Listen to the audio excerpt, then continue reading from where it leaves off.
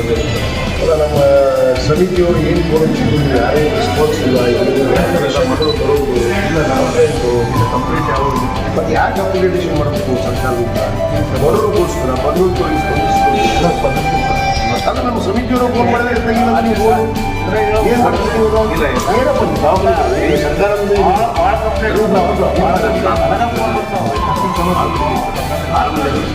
ಭಾಳ ಕಂಪ್ಲೇಂಟ್ ಇದೆ, ನೀವು ಸರಿ ಮಾಡ್ಕೊಂಡು ನಾವು ಎದಕ್ಕೆ ದುಡ್ಡು ತಂದು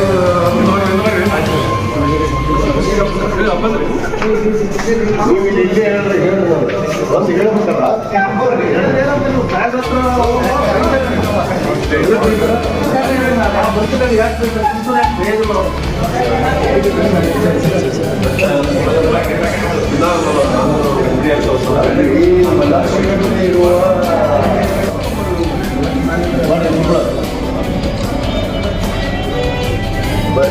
ಇಲ್ಲಿ ಸ್ಯಾಲ್ರಿಗೆ ಕೈ ಕಟ್ ಮಾಡಿ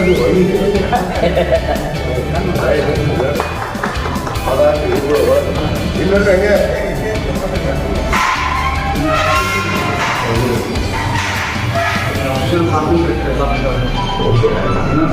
ಮಾನಿಟರ್ ಎಲ್ಲ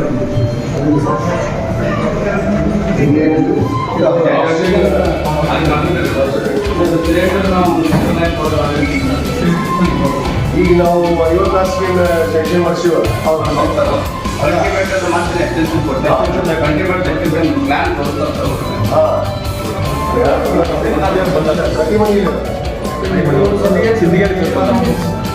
ಸಿಂಗೇರಿ ಸರ್ ಬಂದಾಗ್ತದೆ ಅದು ಆ ಕಡೆ ಎಕ್ಸ್ಟೆನ್ಷನ್ ಆಗ್ತದೆ ಸರ್, ಆ ಕಡೆ ಹಿಂದ್ಗಡೆ ಒಂದು 20 ಬೆಡ್ ಎಕ್ಸ್ಟ್ರಾ ಆಗ್ತದೆ. ಆಮೇಲೆ ಮತ್ತೆ ಓಟಿ 2 OT, ಆಮೇಲೆ ವಾರ್ಡ್, ಆಮೇಲೆ ಆಫೀಸು, ಆಮೇಲೆ ಇದು ಮೀಟಿಂಗ್ ಹಾಲು ಇವೆಲ್ಲ ಬರ್ತವೆ ಸರ್. ಲೇಬರ್ 94ರೊಳಗೆ ಸಮುದಾಯ ಆರೋಗ್ಯ ಕೇಂದ್ರ ಅಂತ ಸೆಕ್ಷನ್ ಆಗಿತ್ತು ಕಡೆಗೆ. ಈಗ 50 ಹಾಸಿಗೆ ಆಸ್ಪತ್ರೆ ಮಂಜೂರಾತಿ ಮಾಡಿಸಿದ್ವಿ. 50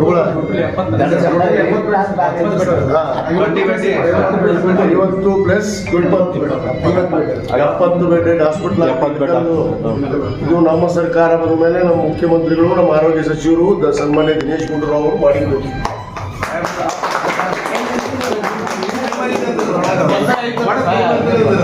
5,45,00,000 ರೂಪಾಯಿ.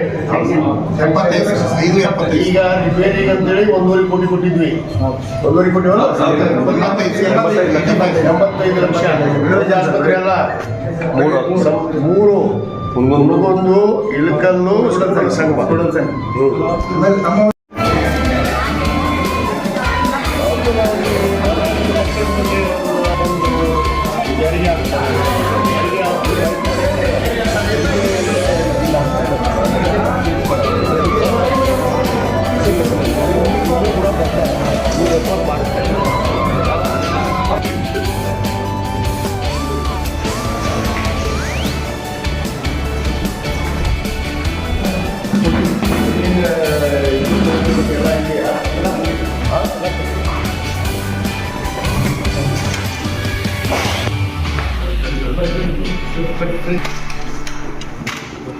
ಗುರುಗಳ ಡಯಾಲಿಸಿಸ್ ಮಿಷನ್ ಸೆಂಕ್ಷನ್ ಮಾಡಿಸಿದ್ವಿ.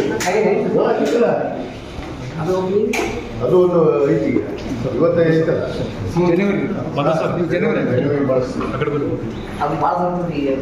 ಹೌದು, ಇದಲ್ಲ ಡಯಾಲಿಸಿಸ್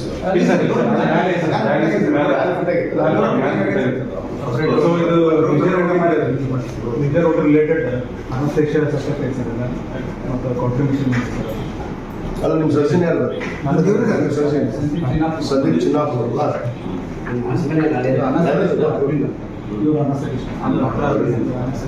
ಈಗ ಎಷ್ಟು ಜನ ಡಾಕ್ಟರ್? ಡಾಕ್ಟರ್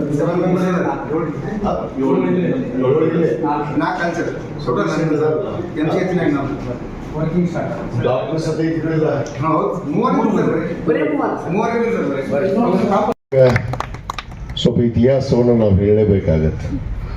ಯಾಕಂದ್ರೆ ಇಳಕಲ್ ನಗರಕ್ಕೆ ಆಸ್ಪತ್ರೆ ಯಾವಾಗ ಪ್ರಾರಂಭ ಆಯಿತು? ಸಮುದಾಯ ಆರೋಗ್ಯ ಕೇಂದ್ರ 1994ರಲ್ಲಿ ಕೋಟೆ ಇಳಕಲಿಗೆ ಆಸ್ಪತ್ರೆ ಇತ್ತು.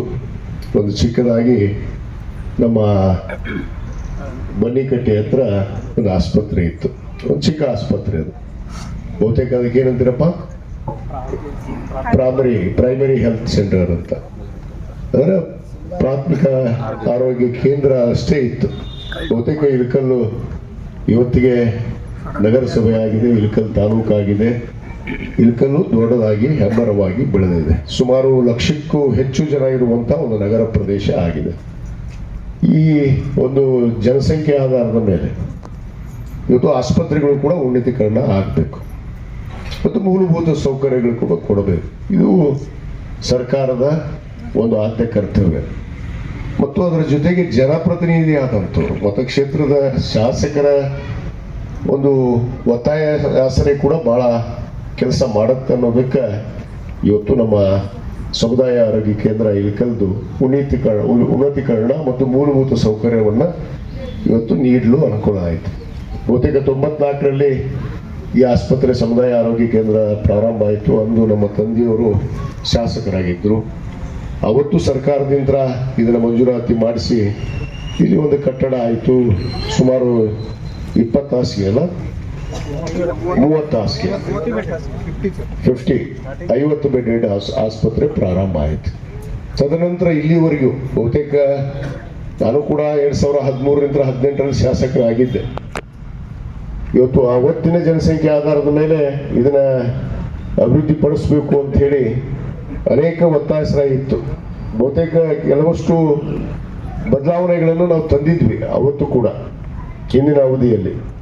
ತದನಂತರ ಇದಕ್ಕೆ ಮೂಲಭೂತ ಸೌಕರ್ಯಗಳ ಕೊರತೆ ಬಹಳಷ್ಟು ಎದ್ದು ಕಾಣುವಂಥ ಸಂದರ್ಭದಲ್ಲಿ ನಾನು ನಮ್ಮ ಆರೋಗ್ಯ ಸಚಿವರಾದಂಥ ಸನ್ಮಾನ್ಯ ದಿನೇಶ್ ಗುಂಡೂರಾವ್ ಅವರಿಗೆ ಇವತ್ತು ಮನವಿ ಮಾಡಿಕೊಂಡೆ, ನಮ್ಮ ಆಸ್ಪತ್ರೆ ಕೂಡ ಉನ್ನತೀಕರಣ ಆಗಬೇಕು, ಮೂಲಭೂತ ಸೌಕರ್ಯಗಳ ಕೊರತೆ ಇದೆ, ಆಸ್ಪತ್ರೆ ಇವತ್ತು ಸುರಕ್ಷಿತವಾಗಿರಬೇಕು. ಯಾಕಂದರೆ ಬಡಬಗ್ಗರು, ಸರ್ಕಾರಿ ಆಸ್ಪತ್ರೆ ಮೂಲ ಉದ್ದೇಶ ಬಡಬಗ್ಗರಿಗೆ ಅನುಕೂಲ ಆಗಬೇಕು. ಯಾರು ಆರ್ಥಿಕವಾಗಿ ಸಮಾಜದಲ್ಲಿ ಇವತ್ತು ಹಿಂದುಳಿದಂಥವ್ರಿಗೆ ಇವತ್ತು ಸರ್ಕಾರಿ ಆಸ್ಪತ್ರೆ ಭಾಳಷ್ಟು ನೆರವು ಆಗ್ತದೆ. ಯಾಕಂದರೆ ಹಿಂದಿನ ಅವಧಿಯಲ್ಲಿ ನಾನು ಏನು ಮಕ್ಕಳ ಮತ್ತು ತಾಯಿ ಆಸ್ಪತ್ರೆಯನ್ನು ಕೂಡ 30 ಹಾಸಿಗೆ ಆಸ್ಪತ್ರೆಯನ್ನು ಕೂಡ ಸುಮಾರು 17 ಕೋಟಿ ರೂಪಾಯಿ ವೆಚ್ಚದಲ್ಲಿ ಆ ಒಂದು ಆಸ್ಪತ್ರೆಯನ್ನು ಕೂಡ ನಾವು ನಿರ್ಮಾಣ ಮಾಡಿದ್ವಿ.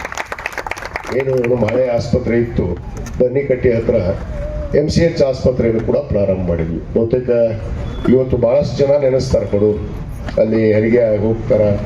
ಅಲ್ಲಿ ವೈದ್ಯರು ಕೂಡ ಭಾಳ ಒಳ್ಳೆಯ ವೈದ್ಯರಿದ್ದಾರೆ. ಯಾಕಂದರೆ ಅಲ್ಲಿ ಇರುವಂಥ ವೈದ್ಯರು ಇವತ್ತು ನೀವು ಯಾವ ಆಸ್ಪತ್ರೆಗೆ ಹೋದರೂ ಕೂಡ ಪ್ರೈವೇಟ್ ಹಾಸ್ಪಿಟ್ಲಿಗೆ ಹೋಗ್ತಾರೆ. ನಮ್ಮ ಜನಕ್ಕೆ ಹೇಳ್ತಿರ್ತೀನಿ, ನನ್ನ ಹತ್ರ ಬಂದಿರ್ತಾರೆ, ಬಿಲ್ ಕಡಿಮೆ ಮಾಡಿಸ್ರಿ. ನಮ್ಮ ಮಾಂತೇಶ್ ಶೆಟ್ಟಿಯವರ ಆಸ್ಪತ್ರೆಗೆ ಹೋಗಿರ್ತಾರೆ, ಅನೇಕ ಆಸ್ಪತ್ರೆಗೆ ಹೋಗ್ತಾರೆ. ಯಾಕಂದ್ರೆ ಅಲ್ಲಿ ಹೋದ ತಕ್ಷಣ ಅವರು ಅಲ್ಲಿ ವ್ಯವಸ್ಥೆ ಅವ್ರದ್ದು, ನಾವು ಅವ್ರಿಗೇನು ಅನ್ನೋಕ್ಕಾಗೋದಿಲ್ಲ, ಅವರ ವ್ಯವಸ್ಥೆ ಅವ್ರದ್ದು. ಇಲ್ಲಿ ಸರ್ಕಾರ ಇಷ್ಟೆಲ್ಲ ಸವಲತ್ತನ್ನು ಮಾಡಿ ಕೊಟ್ಟರು ಕೂಡ ನೀವು ಯಾಕಪ್ಪ ಹೋಗ್ತೀರಿ? ಸರ್ಕಾರದ ಸವಲತ್ತು ಮಾಡುವಂಥದ್ದು ಉದ್ದೇಶ ಏನು? ಇವತ್ತು ಆಸ್ಪತ್ರೆಯನ್ನು ಉನ್ನತೀಕರಣ ಮಾಡೋದು, ಮೂಲಭೂತ ಸೌಕರ್ಯವನ್ನು ಕೊಡೋದು, MCH ತಾಯಿ ಮತ್ತು ಮಕ್ಕಳ ಆಸ್ಪತ್ರೆಯನ್ನು ಪ್ರಾರಂಭ ಮಾಡಿ ಇವತ್ತು ಕಳೆದ ಅವಧಿಯಲ್ಲೇ ನಾನು ಪ್ರಾರಂಭ ಮಾಡಿದೆ. 2017ರಲ್ಲೇ ಆಸ್ಪತ್ರೆಯನ್ನು ನಾನು ಉದ್ಘಾಟನೆಗೊಳಿಸಿ ಇವತ್ತು ಜನರಿಗೆ ಅನುಕೂಲ ಆಗುವ ನಿಟ್ಟಿನಲ್ಲಿ. ಮತ್ತು ಈ ಆಸ್ಪತ್ರೆ ಕೂಡ ಯಾಕಂದ್ರೆ 1,00,000ಕ್ಕೂ ಹೆಚ್ಚು ಜನಸಂಖ್ಯೆ ಇರುವಂತಹ ಇಳಕಲ್ ನಗರ ಇವತ್ತು ನಮ್ಮ ಆಸ್ಪತ್ರೆ ಸಮುದಾಯ ಆರೋಗ್ಯ ಕೇಂದ್ರ ಅಷ್ಟೇ ಇತ್ತು. ಇದನ್ನು ಉನ್ನತೀಕರಣ ಮಾಡ್ಬೇಕಲ್ಲ.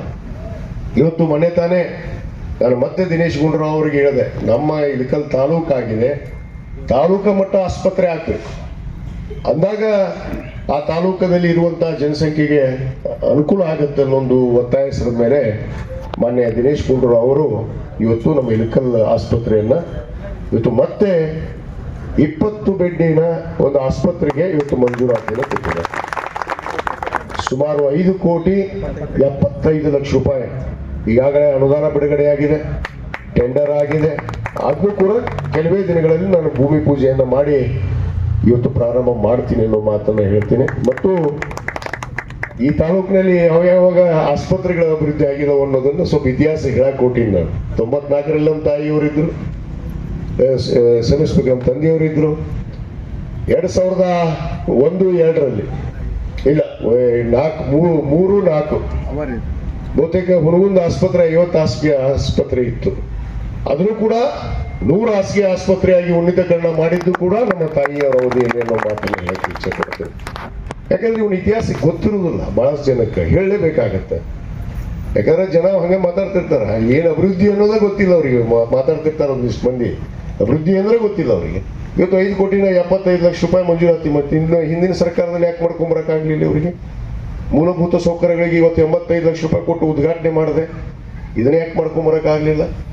ಇವತ್ತು ಹುಣಗುಂದ ಮತಕ್ಷೇತ್ರಕ್ಕೆ ಮತ್ತೆ ಇವತ್ತು ನಾವು ಹುಣಗುಂದ ನಗರಕ್ಕೆ ಬಹುತೇಕ ಅದು ಮಂಜೂರಾತಿ ಆಗುವಂತ ಹಂತದಲ್ಲಿ ಇದ್ದಿದ್ದಿಲ್ಲ. ಯಾಕಂದ್ರೆ 100 ಹಾಸಿಗೆ ಆಸ್ಪತ್ರೆ ಐತಿ ನಿಮ್ಮ ಹತ್ರ ಆಲ್ರೆಡಿ. ಒಂದು ತಾಲೂಕಕ್ಕೆ ಒಂದು 100 ಹಾಸಿಗೆ ಆಸ್ಪತ್ರೆ ಅನ್ನೋದು ದೊಡ್ಡದು. ನಾನು ಮತ್ತೆ ಅದಲ್ಲದೆ ಮಾನ್ಯ ದಿನೇಶ್ ಗುಂಡೂರಾವ್ ಅವ್ರಿಗೆ ಒತ್ತಾಯ ಮಾಡಿ ಕ್ಯಾಬಿನೆಟ್ನಲ್ಲಿ ಇಡಿಸಿ ಮುಖ್ಯಮಂತ್ರಿಗೆ ವಿನಂತಿ ಮಾಡಿಕೊಂಡು ಇವತ್ತು ಆ NHMMD ನಮ್ದು ರಿಜೆಕ್ಟ್ ಮಾಡಿದ್ರು. MCH ಹಾಸ್ಪಿಟಲ್ ಹುಣಗುಂದಕ್ಕೆ 50 ಹಾಸಿಗೆ ಬೇಡ ಅಂತೇಳಿ ಅದನ್ನ ಕ್ಯಾಬಿನೆಟ್ನಲ್ಲಿ ಇಡಿಸಿ ಮತ್ತೆ ಮಂಜೂರಾತಿ ತಂದಿನಿ.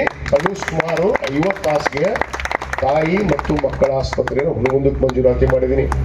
ಇವತ್ತು ಎಲ್ಲೋ ಇನ್ಶೂರೆನ್ಸ್ ಆಗಿದೆ. 2 ಆಂಬ್ಯುಲೆನ್ಸ್ ಅಂತಂದಿದ್ದೀವಿ.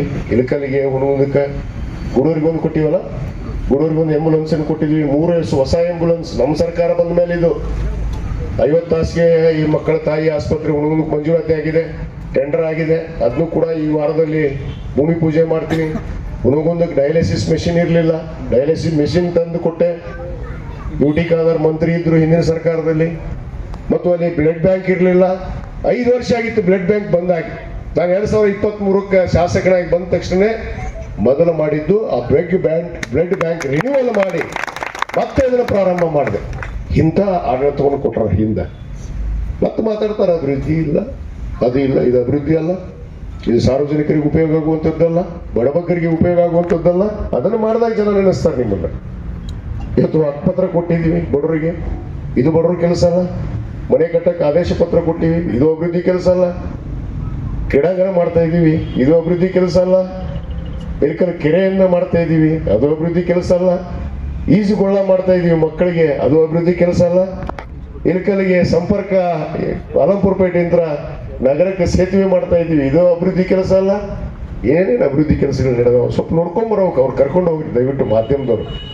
ಅವ್ರು ಯಾರೋ ಭಾಳ ಆತ್ಮಪ್ರದಾರಂತ ಒಬ್ಬರು ಮಾಧ್ಯಮದವರು ನೀನು ಹೇಳ್ಯಾರ, ಅವ್ರು ಕರ್ಕೊಂಡು ಆ ಮಾಧ್ಯಮದವ್ರು ಸ್ವಲ್ಪ ತೋರಿಸಿ ಅಭಿವೃದ್ಧಿ ಏನು. ಆಸ್ಪತ್ರೆ ಬಂದು ಭೇಟಿ ಕೊಡಂತೀವಿ, ಒಂದು ದಿವಸ ಆಸ್ಪತ್ರೆಗೆ ಭೇಟಿ ಕೊಟ್ಟರ ಇವರು ಕೊಡಬಾರ್ದು ಅಂತ ಏನಿಲ್ಲಲ್ಲ. ಜನಪ್ರತಿನಿಧಿ ಅನಿಸ್ಕೊಂಡ್ರಲ್ಲ, ಮಾಜಿ ಆಗಲಿ ಹಾಲಿ ಆಗಲಿ, ಜನ ನೋಡ್ಬೇಕಂದ್ರೆ ಜನಕ್ಕೆ ಹೋಗ್ಬೇಕಲ್ಲಪ್ಪ. ಜನರ ಮಧ್ಯೆ ಹೋದ್ರೆ ಗೊತ್ತಾಗೋ ಜನರ ಸಮಸ್ಯೆ. ಜನರ ಮಧ್ಯೆ ಹೋಗೋದಿಲ್ಲ. 4 ಗಾಡಿ ಕುಂದ್ರೋದು, ಎಲ್ಲೋ ಒಂದು ಹುಟ್ಟದಬ್ಬ ಬ್ಯಾನರ್ ಹಾಕೊಳ್ಳೋದು, ಅಲ್ಲಿ ಹೋಗಿ ಭಾಷಣ ಹೊಡೆಯೋದು. ಮೊದಲಕ್ಕೆ ಗೋನ ನಿಂತಿಲ್ಲ, ಕೈನೂ ನಿಂತಿಲ್ಲ, ಮತ್ ಮಾತಾಡೋದು. ಅಭಿವೃದ್ಧಿ ಏನು, ಅಭಿವೃದ್ಧಿ ಎಲ್ಲಿ ಆಗೈತಿ, ಏನ್ ಮಾಡ್ಯಾರ, ಏನ್ ಮಾಡ್ತಾ ಇದ್ದೀವಿ, ಇದು ಅಭಿವೃದ್ಧಿ ಅಲ್ಲ. ಇವತ್ತು ಪಂಚ ಗ್ಯಾರಂಟಿ ಕೊಟ್ಟಿದ್ದೀವಿ, ಗ್ಯಾರಂಟಿ ಕೊಟ್ಟಿಲ್ಲ ನಾವು, ಇದು ಅಭಿವೃದ್ಧಿ ಅಲ್ಲ. ಒಂದು ಮತಕ್ಷೇತ್ರಕ್ಕೆ ಒಂದು ವರ್ಷಕ್ಕೆ 250 ಕೋಟಿ ರೂಪಾಯಿ ನೇರವಾಗಿ ಜನರ ಅಕೌಂಟಿಗೆ ಹೋಗುತ್ತೆ. ನೇರವಾಗಿ 318 ಕೋಟಿ. ನೋಡ್ರಿ, ನಮ್ಮ ಅನುಷ್ಠಾನ ಸಮಿತಿ ಅಧ್ಯಕ್ಷರು ಅಲ್ಲಿ ಕುಂತಾರ, ಬರ್ರಿ ಮೇಲೆ.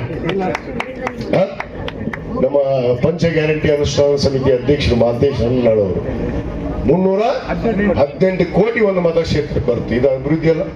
ನೇರವಾಗಿ ಇವತ್ತು ಅಕೌಂಟಿಗೆ, ಮಹಿಳೆಯರ ಅಕೌಂಟಿಗೆ ಅಭಿವೃದ್ಧಿ ಮಾಡುವಂಥದ್ದು, ಇವೆಲ್ಲ ಅಭಿವೃದ್ಧಿ. ಇವತ್ತು ಕೂಡಲ ಸಂಗಮದ್ದು ಕೂಡ ಉದ್ಘಾಟನೆ ಇದೆ. ಹುಣಗುಂದದ್ದು ಕೂಡ ಮೂಲಭೂತ ಸೌಕರ್ಯಗಳನ್ನ ಇವತ್ತು ಹುಣಗುಂದ ಆಸ್ಪತ್ರೆಯಲ್ಲಿ ಕೂಡ ಉದ್ಘಾಟನೆ ಮಾಡ್ತಾ ಇದ್ದೀನಿ. ಕೂಡಲ ಸಂಗಮ ಆಸ್ಪತ್ರೆಗೂ ಕೂಡ ಉದ್ಘಾಟನೆ ಮಾಡ್ತಾ ಇದ್ದೀನಿ. ಇವೇದ ಅಭಿವೃದ್ಧಿ ಕೆಲಸಗಳು. ಇವು ಯಾರು ನೋಡಿದ್ರಿ? ಇವರು ಸುಮ್ಮನೆ 3 ಬಾರಿ ನಾನು 3 ಬಾರಿ. ಎದಕ್ಕೆ 3 ಬಾರಿ? ಏನು ಮಾಡದೇ ಇರೋದು 3 ಬಾರಿ, ಇದು ಮಾಡುವುದು 2ನೇ ಬಾರಿ, ಇದು ಕೆಲಸ ಮಾಡೋದು 2ನೇ ಬಾರಿ. ನಾನು ಅಂದ್ರೆ 2ನೇ ಸಾರಿ ನಾನು ಬಂದಿದ್ದೀನಿ, 2 ಮಾಡ್ತಾ ಇದ್ದೀನಿ ಕೆಲಸ ಅಂತ ಹೇಳ್ತಾ ಇದ್ದೀನಿ ಅವ್ರಿಗೆ. ಸುಮ್ಮನೆ ಮಾತಾಡೋದು ಬಿಟ್ಟು ಅಭಿವೃದ್ಧಿಗೆ ಹೊಗಳಾಕ್ ಕಲಿವಿ, ಮಾಡುವಂಥವ್ರಿಗೆ ಶಬ್ಬಾಸ್ಗಿರಿ ಕೊಡ್ಬೇಕಂತೆ. ಅವತ್ತು ಹಿರಿಯರು ಹೇಳಾರ. ಯಾಕ್ರಿ ಗುರುಗಳ? ನಮ್ಮ ಗುರುಗಳು ಈಗಾಗಲೇ ನಮ್ಗೆ ಶಬ್ಬಾಸ್ಗಿರಿ ಕೊಟ್ಟಾರೆ. ಗುರುಗಳು ಕೊಟ್ಟರೆ ಸಾಕು ನನಗೆ, ಇವ್ರದ್ದೇನು ಶಬ್ಬಾಸ್ಗಿರಿ ನಮಗೆ ಬೇಕಾಗಿಲ್ಲ. ವಿರೋಧ ಮಾಡುವಂಥವ್ರು ವಿರೋಧ ಮಾತಾಡೋದಕ್ಕಂತ. ಅದು ಸಹಜವಾಗಿ ಲೋಕಾರೂಢಿ. ಅದಕ್ಕೆ ನಾವು ಯಾರು ಗಣನೆಯನ್ನು ತೆಗೆದುಕೊಳ್ಳೋದು ಸರಿ ವಿಷಯ ಅರ್ಥ ಇಲ್ಲ. ಅವ್ರಿಗೆ ಐ ಡೋಂಟ್ ಕೇರ್, ನೀವೇನು ಬೇಕಾದ ಮಾತಾಡ್ಕೊಡ್ರಿ, ನಾನು ಮಾತಾಡೋದಕ್ಕೆ ಅರ್ಥ ಇಲ್ಲ. ನನ್ನ ಕೆಲಸ ಮಾಡೋದು ಭಾಳ ಅದಾವ. ನಾನು ದ್ವೇಷ ರಾಜಕೀಯ ಮಾಡೋದಿಲ್ಲ. ನಾನು ಹೇಳಿದ್ದೀನಿ, ದ್ವೇಷ ರಾಜಕಾರಣಿ ನಾನಲ್ಲ. ಏನು ಜನರ ಜೊತೆಗೆ, ಸಾರ್ವಜನಿಕರ ಜೊತೆಗೆ ಬಡವರ ಜೊತೆಗೆ ಎಲ್ಲ ವರ್ಗದ ಜನರ ಜೊತೆಗೆ ಇರುವಂಥದ್ದು ಒಬ್ಬ ಜನಪ್ರತಿನಿಧಿ ಕರ್ತವ್ಯ. ಅದನ್ನು ಮಾಡುವಂಥ ಕೆಲಸ ನಾನು ಮಾಡ್ಕೊಂಡು ಹೋಗ್ತೀನಿ ಅನ್ನೋ ಮಾತನ್ನ ಈ ಸಂದರ್ಭದಲ್ಲಿ ಹೇಳಿ, ಇವತ್ತೇನು ನಮ್ಮ ಶರಣಪ್ಪನ ಅಂಬ್ಯಾಳ್ ಅವರು ಇವತ್ತು ಕೆಲವಷ್ಟು ಸಾರ್ವಜನಿಕ ದೂರಿನ ಮೇಲೆ ಅವರೇನವರು ವೈಯಕ್ತಿಕವಾಗಿ ಯಾರ ವೈದ್ಯರ ಮೇಲೂ ಕೂಡ ಅವ್ರ ದ್ವೇಷ ಇಲ್ಲ, ಕೆಲವಷ್ಟು ಸುಧಾರಣೆಗಳು ಆಗಬೇಕಾಗಿದೆ. ಇಷ್ಟೆಲ್ಲ ಅನುಕೂಲ ಮಾಡ್ತಾ ಇದ್ದೀವಿ. ನಾನು ವೈದ್ಯರಿಗೆ ಹೇಳಕ್ಕೆ ಇಚ್ಛೆಪಡ್ತೇನೆ, ತಾವು ವೈದ್ಯರು ಸುಧಾರಿಸ್ಕೊಳ್ಬೇಕು. ಸಾರ್ವಜನಿಕರು ನಿಮ್ಮನ್ನೇ ನಂಬಿ ಬರ್ತಾರೆ, ಅದಕ್ಕೆ ವೈದ್ಯ ದೇವೋಭವ ಅಂತ ಹೇಳಿದೆ ನಾನು. ನಿಮ್ಮನ್ನೇ ದೇವರು ಅಂತ ನಿಮ್ಗೆ ಬರ್ತಾರೆ ಆಸ್ಪತ್ರೆಗೆ. ತಮ್ಮ ಕರ್ತವ್ಯದಲ್ಲಿ ಸ್ವಲ್ಪ ನಿಷ್ಠೆ ಇರಲಿ, ಪ್ರಾಮಾಣಿಕತೆ ಇರಲಿ, ಸೇವಾ ಮನೋಭಾವನೆ ಇರಲಿ. ಫಸ್ಟ್ ನೀವು ಏನಿದ್ದೀರೋ ಬಿಟ್ಟರು ಗೊತ್ತಿಲ್ಲ, ದೊಡ್ಡವರು ಇರ್ಬೋದು ನೀವು, ಆದರೆ ಒಂದು ಸರ್ಕಾರಿಯ ಹುದ್ದೆಯಲ್ಲಿ ವೈದ್ಯರಾಗಿ ಕೆಲಸ ಮಾಡ್ತೀನಿ ಅಂದಮೇಲೆ ಅದಕ್ಕೆ ಹುದ್ದೆಗೂ ಕೂಡ ನಾವು ಗೌರವವನ್ನು ಸಲ್ಲಿಸಬೇಕು. ನಮ್ಮ ನಿಷ್ಠೆಯಂತ್ರ ಕೆಲಸ ಮಾಡುವಂಥದ್ದು ಆಗಬೇಕು. ಇನ್ನು ಮುಂದೆ ನಮ್ಮ ನವೀನ್ ಬಿರಾದರ್ ಅವ್ರಿಗೆ ಆಗಿರ್ಬೋದು, ನಮ್ಮ ಅನೇಕ ವೈದ್ಯರು ಏನಿದ್ದಾರೆ, ತಮಗೆಲ್ಲರಿಗೂ ವಿನಂತಿ ಮಾಡ್ಕೋತೀನಿ, ಈ ರೀತಿ ಸಾರ್ವಜನಿಕ ದೂರು ಬರಲಾರ್ದಂಗೆ ತಾವು ನೋಡ್ಕೋಬೇಕು ಅನ್ನೋದು ನಾನು ಇವತ್ತು ಕಟ್ಟುನಿಟ್ಟವಾದ ತಮಗೆ ಸೂಚನೆಯನ್ನು ಕೊಡಕ್ಕೆ ಬಯಸ್ತೇನೆ. ಇಲ್ಲ ಅಂದರೆ ಅನಿವಾರ್ಯ ನಮ್ಮ ಕಾರ್ಯಕ್ಕೆ ಕೆಲಸ ಮಾಡಕ್ಕೆ ಹಚ್ತೇವೆ ನಾವು. ಯಾಕಂದ್ರೆ ಸಾರ್ವಜನಿಕರು ನಾವು ನಂಬಿದಂತು, ಬಡವರಿಗೆ ಸಾರ್ವಜನಿಕರಿಗೆ ಅನ್ಯಾಯ ಆದರೆ ನಾವು ಸುಮ್ಮನೆ ಕೊಡೋಕೆ ಆಗೋದಿಲ್ಲ. ಆ ಕೆಲಸ ನನ್ನ ಕಡೆ ಮಾಡಿಸುವಂಥದ್ದು ಆಗಬಾರ್ದು. ತಾವೆಲ್ಲರೂ ಅದನ್ನು ಸುಧಾರಿಸ್ಕೊಂಡು, ಇವತ್ತೇನು ಫಾರ್ಮಸಿಸ್ಟ್ ನಮ್ಮ ಅಲ್ಲಿ ಮಾತ್ರೆನೇ ಇಲ್ಲ, ಗುಳಿಗೆನೇ ಇಲ್ಲ ಅನ್ನೋದು ಕೂಡ ದೂರ ಭಾಳಷ್ಟು ಜನ ಒಂದು ಹೇಳ್ಯಾರ. ಅಲ್ಲಿ ಅವ್ರನ್ನ ತಕ್ಷಣ ಬದಲಾವಣೆ ಮಾಡಿರಿ. ಅವ್ರು ಯಾರು ಫಾರ್ಮಸಿಸ್ಟ್ ಅದಾರ ಅವ್ರು ಕುಂದ್ರಕ್ಕಾಗಲ್ಲ, ತೆಗೆದು ಹಾಕಿ. ಇವತ್ತೇ ನಾನು DHO ಮಾತಾಡ್ತೀನಿ, ತೆಗೆದು ಹಾಕಿ. ಯಾರು ಕೆಲಸ ಮಾಡಲ್ಲ ಅವ್ರು ತೆಗೆದು ಹಾಕಿ. ಕೆಲಸ ಮಾಡೋರು ನಮಗೆ ಬೇಕು. ಸರ್ಕಾರ ಪಗಾರ ಕೊಡುವಂಥದ್ದು ಇದಕ್ಕೆ ಕೆಲಸ ಮಾಡಬೇಕು.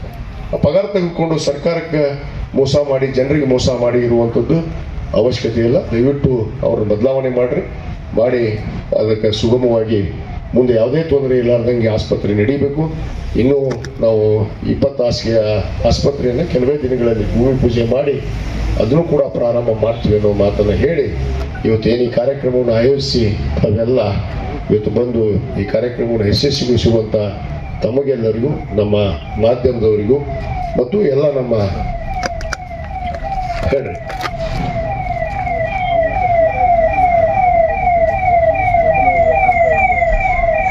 ಏನು ಸ್ನೇಕ್ ವೆನಮ್ ಇಟ್ಟಿಲ್ಲ ಇಲ್ಲಿ, ಹೌದಾ? ಕೈ ಇಟ್ಬೇಕಲ್ರಿ ಇವೆಲ್ಲ. ಆಯ್ತು, ಇವತ್ತು ನಮ್ಮ